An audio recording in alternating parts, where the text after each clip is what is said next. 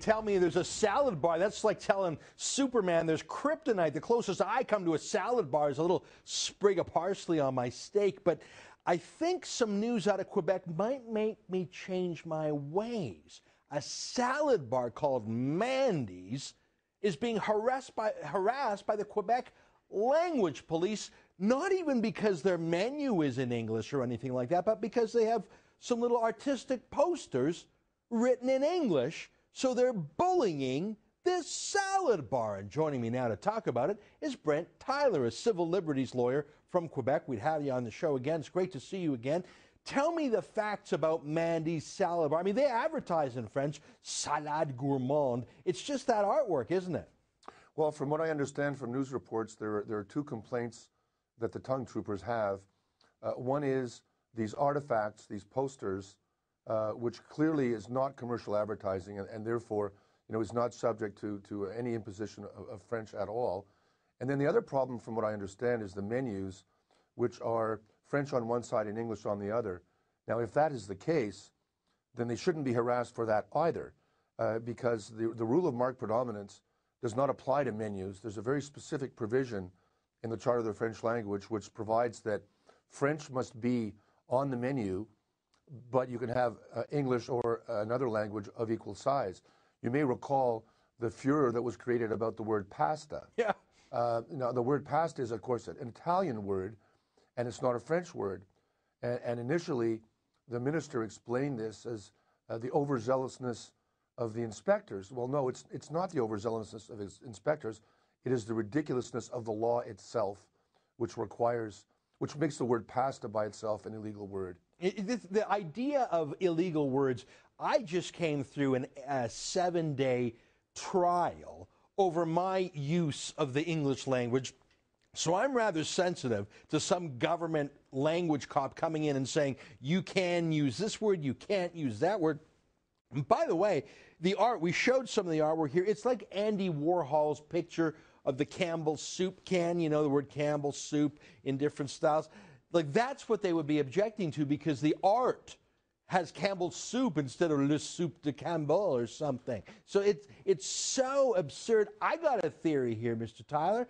My theory is that it's no coincidence that this news is broken now in the early days of a provincial election campaign, when the separatists are looking to gin up some cultural outrage on their side to drive a wedge. I think that this is political posturing by the Parti Québécois. What do you think?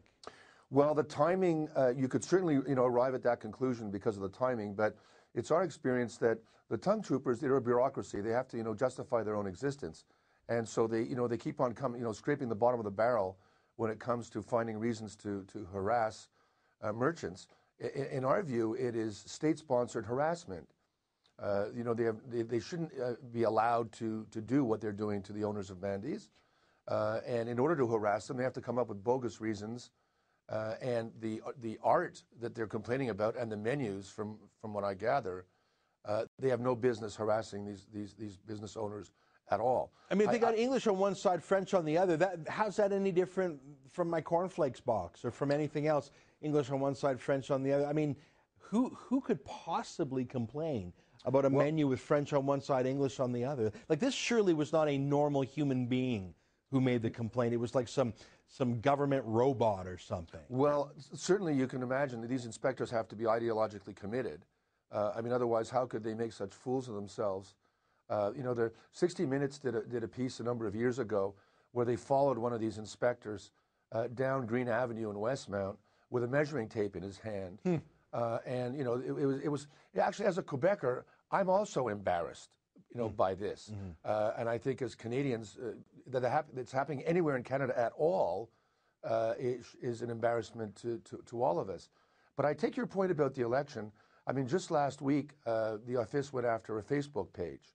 A Facebook page. Well, yeah. By what jurisdiction? Let me ask you this. Okay, I've read a little bit about the two gals that run this Mandy's salad bar. I have to tell you, the fact that they've been victimized is almost enough to make me go and order a salad, even if I don't eat it, just to pay for it, to show my solidarity. But these seem like tough gals, fighting gals.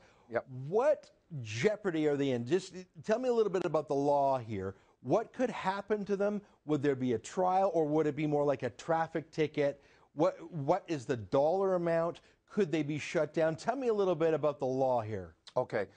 In terms of the manner in which the state would proceed, it has the same status as a traffic ticket.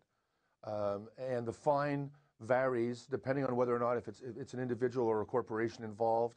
It can be anywhere from $5,000 to $15,000. $15,000. That's the maximum offense for, yeah.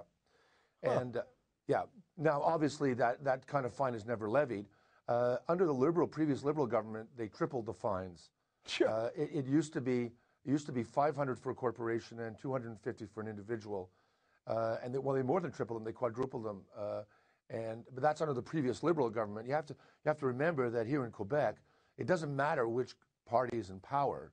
You know, they maintain the current version of the Charter of the French language in place.